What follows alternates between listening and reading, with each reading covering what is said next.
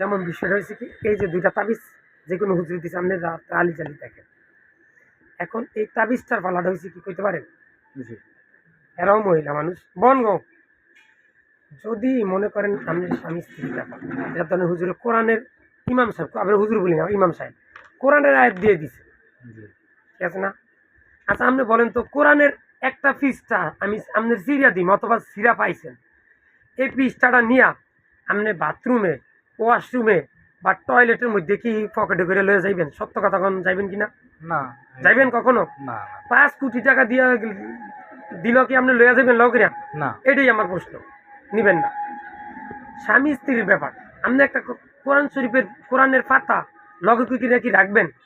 না, রাখবেন না। ওটা পবিত্র। মেয়ে মহিলাগো মাসিক হয় 7 দিন 5 দিন 3 দিন যাতায়, এরা কি কোরআন পড়ে তখন? হাতে করে পকেটে লয়, হাত দিয়ে ধরে? না একটা বাচ্চা হয়েছে, বাচ্চা হওয়ার পর আউজা করে কি এটা নেয়?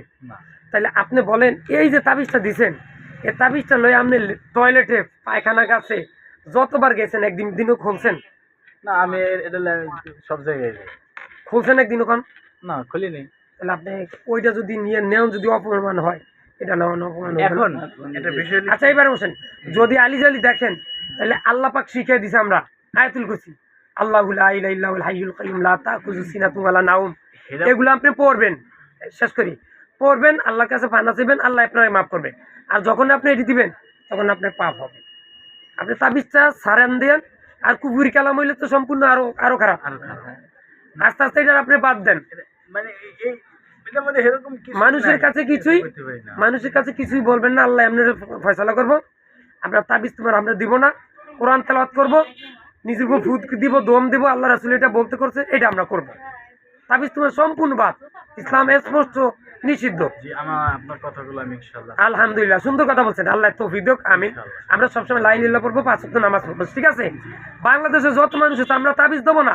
আর তাবিজের ব্যবসা যে ইমাম সাহেবেরা করে, এদেরকে এক এক করে ধরুন, যে আপনার যদি না পোষায় তাহলে আপনি ইমামতি ছাইড়া দেন, আপনি অন্য কাজ করেন। আমি সুদের ব্যবসা করি, ওপেনলি সবাই জানে যে ইমাম সাহেব ইমাম সাহেব সুদের ব্যবসা করেন, নামে তারপর আপনি তাবিজ দিয়েন না। তাবিজ সুদের ব্যবসা করুন জায়েজ নাই, সুদের ব্যবসা করা যাইব না।